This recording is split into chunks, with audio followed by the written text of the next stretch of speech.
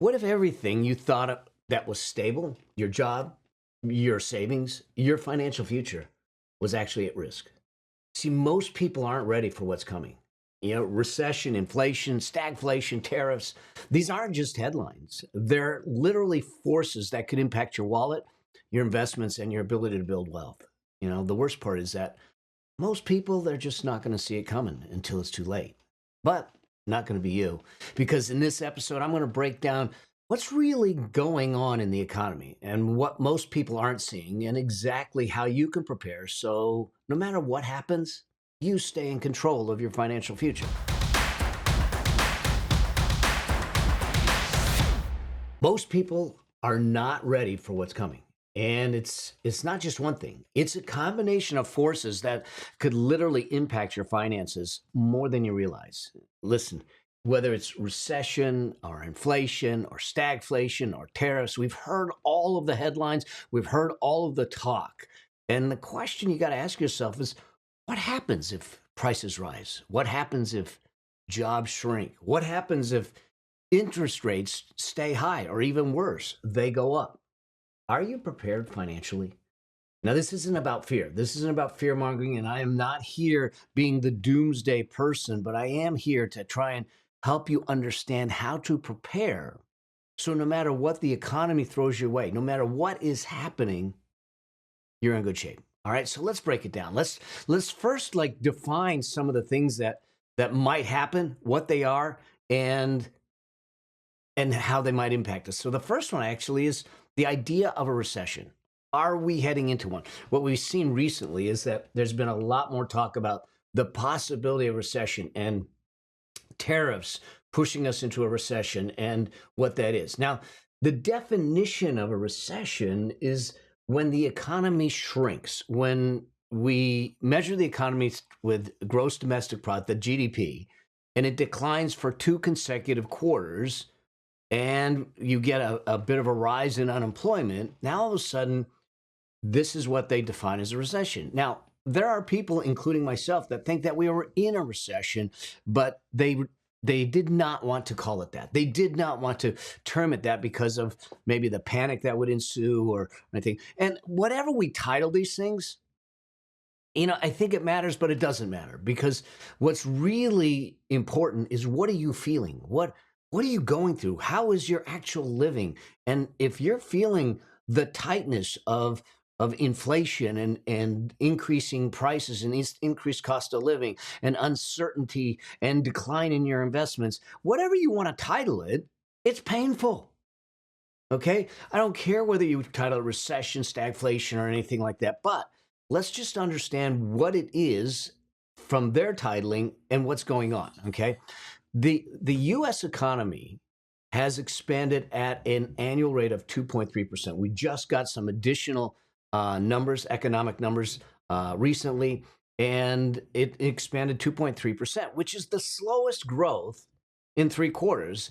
But the question is it sustainable? Now, the Fed, the Federal Reserve, they want to slow growth down because they're trying to shrink inflation, but we don't want to stifle growth so much that it destroys any growth, and now all of a sudden we're in this recessionary period. So the growth that we're experiencing right now is somewhat consistent with where they want to be. But when you look at what is causing the growth, it's primarily driven by consumer spending, okay, and government spending, but offset with decrease in investments, which means that we're spending on today, we're not investing for tomorrow. Personal consumption has grown to 4.2%, which is the most it's been since the first quarter of 2023.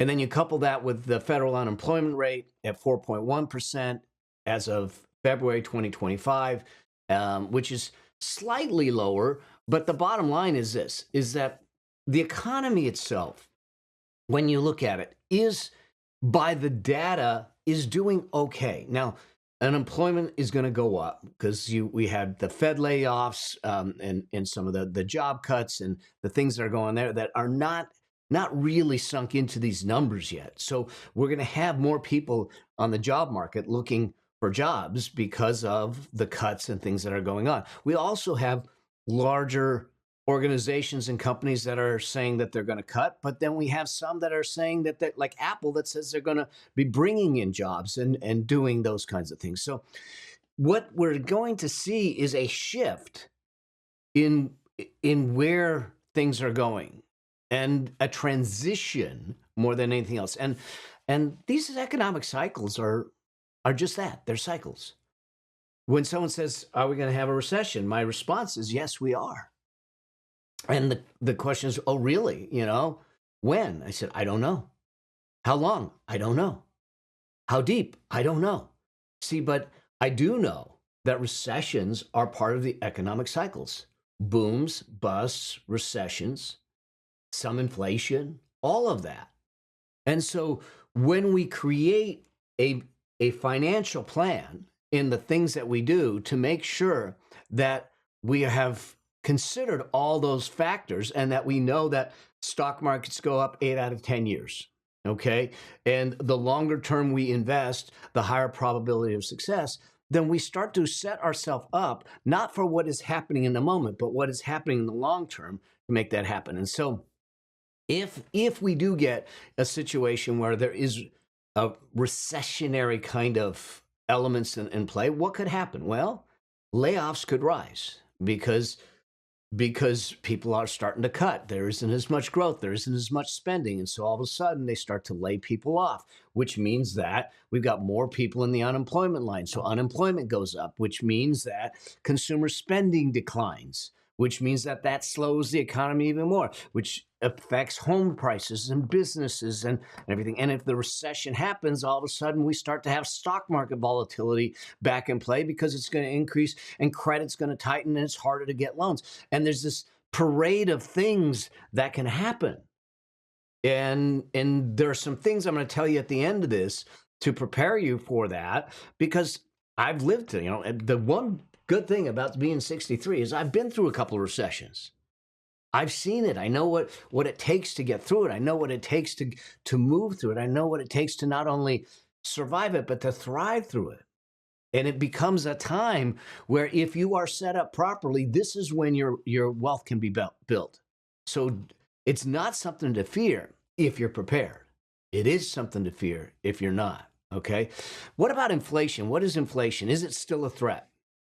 I think it is a threat. I think the idea of inflation is it is an attack on our purchasing power. So if we just look at, what did a dollar purchase? What did $100? If I went to the grocery store and spent $100 3 years ago, the amount of stuff that I got 3 years ago versus what I get for the $100 today is vastly different. That's the effect of inflation. I cannot buy as much today as I did yesterday, and I will not be able to buy as much tomorrow because I buy less. Now we try to control inflation. Well, we don't, but the Fed does, by moving interest rates and changing the spending habits of folks, and that's why we started to see that. But what drove inflation recently was the Fed's printing a lot of money. They put a lot of money into the economy, and because there was a lot more money, it was easy to get to and get money, whether it was lending and access to funds. There was more spending, and when there's more spending, it starts to drive prices up, and you drive prices up, that's what gets you the inflation. So now, as you see, the Feds they increase the interest rates to slow the spending, and when they slow the spending, you should bring the inflation down. Inflation has come down. The core PCE inflation just came in at 2.8%. The Feds would like to have it closer to 2%. That inflation does not include food and energy, because but those things, food and energy, impact people's budgets the most. Gas prices fluctuate a lot and impact that. But the bottom line is this: if we stay in an inflationary time, or we start to increase inflation. Now, one of the things that I think we haven't really touched on, and I'm not going to touch deeply on it here, that could drive inflation, is how we start to take on the deficit that we have. And we have this debt that we have to pay as a nation, and we have a couple ways to pay it. cut programs, which we're seeing happen, raise taxes, which we don't want to see happen, put tariffs in place to supplement, which we're seeing that's potential, print money. And if they print money, what does that do? That drives inflation up. So we got to be careful about the solutions we bring to the table to try and solve this problem. It is a problem. And can it bolster inflation again and make things higher cost and harder to live? Yes, because inflation means higher costs when it comes to food, and higher costs when it comes to rent, healthcare, insurance. And the Fed right now has said, Chairman Powell just came out and said that they anticipate that they still may make 2 rate cuts this year to reduce interest rates, but that could be off the table in a moment, depending on what's happening with things. If we start to see inflation come up, it is possible that they don't make the rate cuts, or even worse, they increase interest rates, which again makes it more expensive for housing, more expensive for businesses to operate, more expensive for borrowing. And if you're carrying credit card debt, it makes it more expensive to live. Those are the things that a lot of times we don't think about. Then there's this thing that people talk about called stagflation. This is the worst case scenario. We saw it in the 70s. Well, I did because I was alive then. Maybe some of you haven't, but the stagflation is this mix of high inflation, slow economic growth, but rising unemployment. So people losing jobs, cost of living goes up, but there is no growth in place. And we had it in the 70s, like I said, where an inflation in the 70s was at 13.5%, and unemployment was rising like crazy. Okay, and so the Fed, tries to keep the high rates of inflation down and wants to try and eliminate it. But right now, inflation is a little sticky, and they're still working on it. And so we're trying to get at a point where we have slowed growth, but not high employment, because if we have slowed growth and high employment, we start to lean towards this stagflation, which is a difficult thing to come out of. So during those times, it's harder to find a job that keeps up with inflation. So your wages start to lag behind the cost of living, because cost of living is going up because of high inflation. And now it becomes challenging just to live. And what that also means is that businesses struggle. And when businesses struggle, investments struggle. And when investments struggle, your returns struggle, which means that your portfolios decline or slow growth, and which means that your retirements and your financial future starts to struggle. And so there's this parade of things that happen. Again, there's a way to prepare for this. And then the last thing, and then we'll talk about, what should you do to make this happen, is this idea of tariffs. And is this the devil we talk about, or what, however you want to look at it. Tariffs are not new, okay? Tariffs have been around. In fact, the way we paid for our infrastructure historically prior to 1913 was through a tariff structure. So there was tariffing of imports and exports, and that's how we did it. It was external revenue from other sources that paid for things. And then in 1913, when they created the income tax and the Internal Revenue Service, now they started to move that tax on the citizens, and now we pay the tax for the infrastructure and doing that. And what's going on right now is this: there's part posturing, there's part strategy with respect to it. And I think there's a bigger plan in play than we anticipate. And this has nothing to do with which side of the aisle you're on, whether you're conservative, liberal. I don't care about that. I'm talking about the economics. I'm talking about the financial elements of it. And that is this: the tariff is a tax on imported goods, and it's being used as a vehicle to create revenues for our country, so it doesn't end up directly on the backs of the citizens on income tax. Now, I know that the critics will say, well, but it will, because there'll be higher prices and we have to pay higher prices, and indirectly we pay the tariff. Yes, you may, but there becomes reciprocal tariffs in play where we can offset that. And the anticipation is that if we are paying more from our infrastructure through tariffs, then we will need less from the citizens in the form of income tax. Now, whether that plays out, don't know. remains to be seen. And it still remains to be seen what tariffs will come into play, why and how much and how long, and do that. So I think that it's something that we just need to watch. It is a piece in a whole puzzle, and tariffs coming in could raise the price of everyday goods, which could impact inflation, which could impact unemployment, all the things. Companies may pass the increased costs to customers. But then there's this other side. If they do additional cuts of taxes, there's talks about that. So I think that there is a tremendous amount of uncertainty of what is going to happen, and there's a tremendous amount of speculation. And the fact is, no one knows.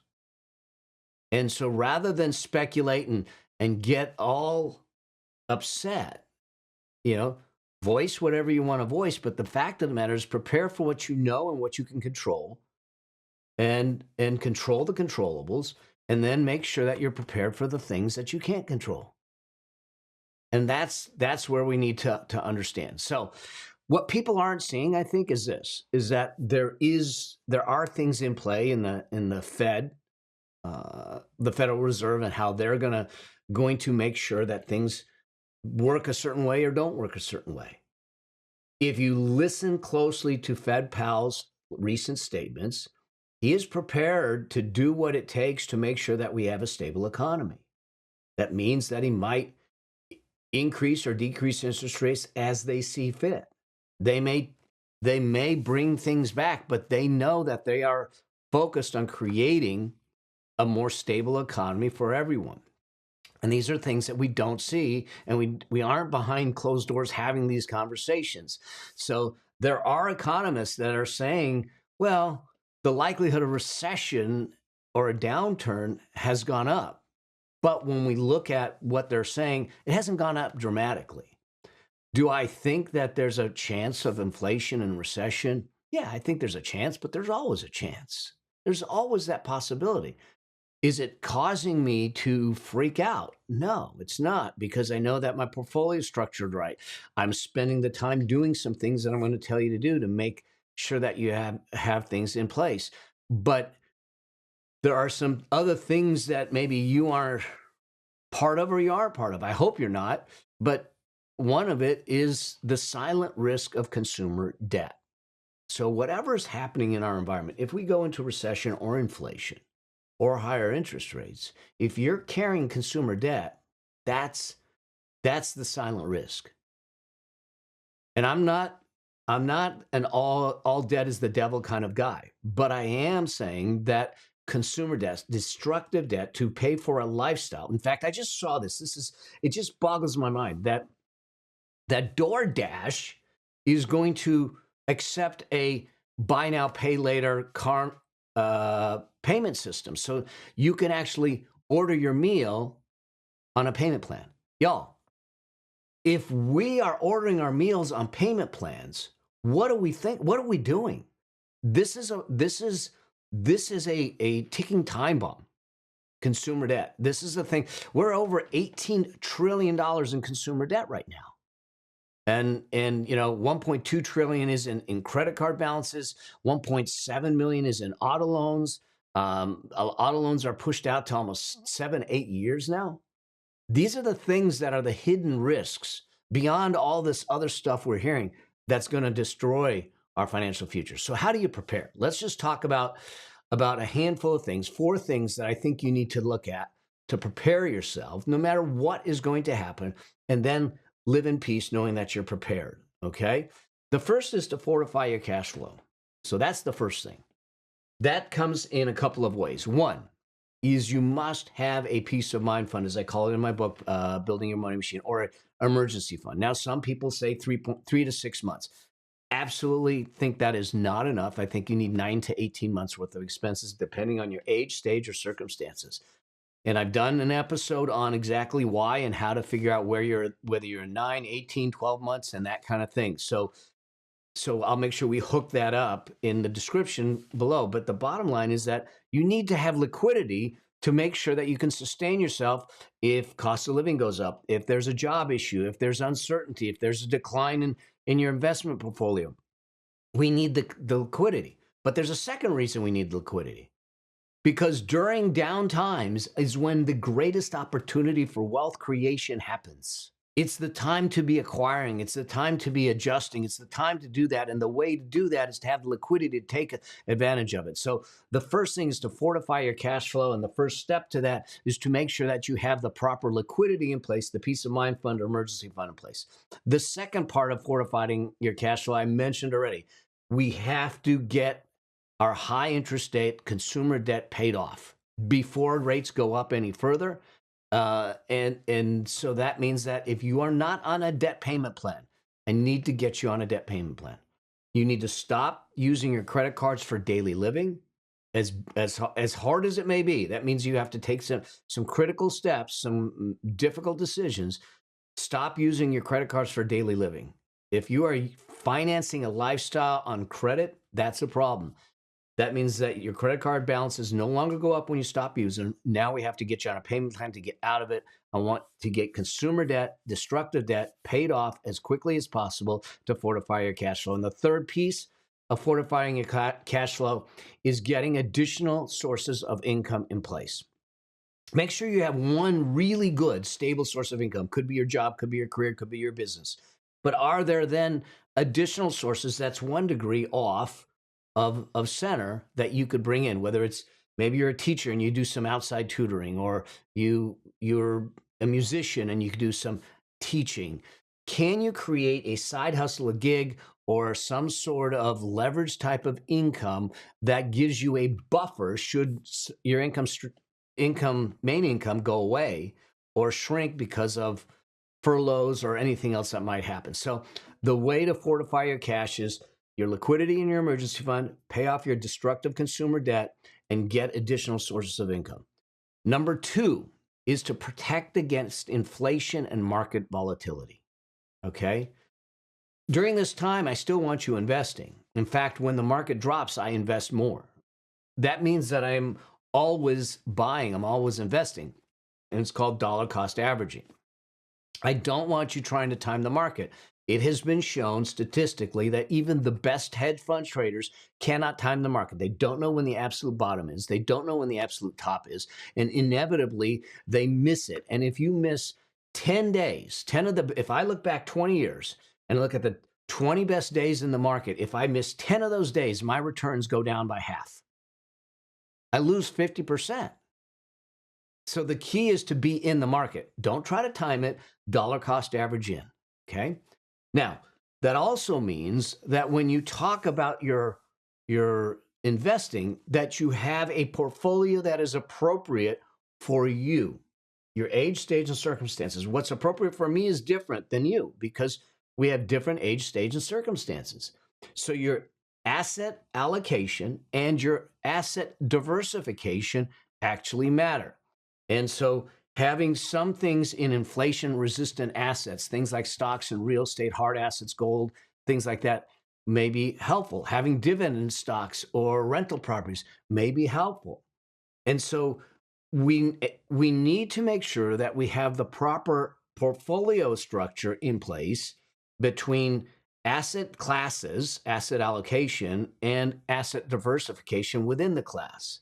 And so this is a time to critically examine your investing and your investments to make sure that you're not overly weighted in one category or the next, and that you have some things that actually work well during inflationary times, such as stocks and real estate and other hard assets to make that happen. That leads me to number 3. Number 3 is prepare for employment and business shifts. Like it or not, if we run into some headwinds, there will be some employment and business shifts. Opportunities will arise and opportunities will go away. This is the time for you to upskill. If you have a job, it's a time to make sure that you get more skills to do the job. I want you, the more invaluable you become to your company, the less likely you are the one that they let go.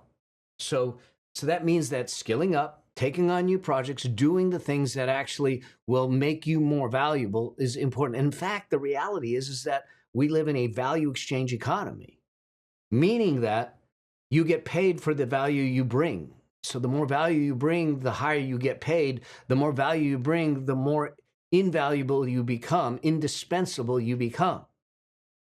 And so it's not about time served.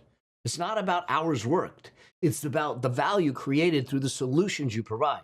So this is the time for you to start looking and say, what new skills can I acquire? What skills can I refine? Also, what broader network do I need to be in? Who should I be networking in? Where should I be networking? And having those things in place. If you own a business, this is a time to optimize your cash flow. This is a time to critically look at your efficiency. Every dollar you spend in the business needs to have an ROI, a return on investment. That means it's going to return to you either in dollars, profits. It's going to return to you in efficiency, okay, or effectiveness. So the ROI may not be direct dollars, but if it is more efficient and more effective, then it will impact the bottom line. This is the time to look at it and say, how do I not only increase revenues, but increase profits? Much like I tell you as an individual, to increase revenues, you might need to diversify your revenue stream. If you're concentrated in one customer or one industry or one thing, and that becomes a problem, now all of a sudden, you're in jeopardy. You're uncertain. So this is the time before any of this ever happens, and it may never happen. The fact is, if it never happens, you're still better off to diversify your revenues, to increase your cash flows, optimize your profits, minimize your taxes, and do that. So that's number 3. And number 4 is to be strategic about big purchases. Whether it's cars, homes, equipment, big ticket borrowing during these times is not the time to do it until rates stabilize. So I would look at things like big ticket and plan for it and do as much to be able to pay for it as in cash, or to reduce my dependency on big ticket borrowing, especially if I'm dealing with variable interest rates, as much as possible. Now, if I need it to run a business, it's one thing. But if it is, I want it, it's a luxury home, or it's a new home, or it's a new car, maybe I can push it off for a year until things stabilize, until we get a better vision of what's really going on. Okay. At the same time, this may be a time to look at things and say, what are the essential things I know I'm going to need that I can actually buy and, in a sense, stock up on? Not in a panic, not in a fear-based, but to stock up on and have in place. So if prices do raise because of tariffs, because of inflation, because of anything, I actually have stuff on hand at a lower cost that I need to use and I can use. All right. So those are the 4 things that I would do to make it happen, which leads me to this last piece. The best person to take care of your financial future is you. It's the present you. It's the you that's here now. So instead of living in the fear of the future or whatever we can't control, whatever Washington's going to do or the feds are going to do, let's live with ourselves. There are things that you can do to make sure that you are in a better place, that you are safer, and that you're better off. I gave you some of them here. Don't allow the headlines to drive your emotions, to drive you fearful, and to get you to start making fear-based or emotionally based financial decisions. When emotions go up with your finances, your intellect goes down. Ask me. That's how I got in a Ponzi scheme. All right. So recession, inflation, stagflation, tariffs, they're all factors. They'll all impact our personal finances. Will they all happen? Not at the same time. Can they all happen? Yes, at some point. But we don't know. So instead of being frozen in fear, staring at wondering when it's going to happen, just know that it's part of the cycle. But when you use proper financial principles, you follow the simple rules that I try to give you, you follow the wealth priority ladder and some of the money machine concepts, you'll be okay. You'll be okay. Now, it doesn't mean that it's going to be fun, and it doesn't mean that it isn't going to be difficult, but you'll be fine. And on the other side, you'll be better for it. All right. So my question for you is, based on this, what's the first action you're going to take today to protect your financial future? Let me know. Let me know. And know that you're not alone. I'm here for you, and I'm here to help you out. I'm here to give you the truth, give you the unbiased opinion. I got nothing to sell you as far as insurance, investments, or anything like that. I simply want you to know your path to financial freedom. I want you to light it. I want you to grab it. I want you to master your money, eliminate those financial stress, and I want you to live your life of choice. All right? Till I get a chance to see you in another episode. Always, always strive, live a life that outlives you. See you in the next one. Cheers.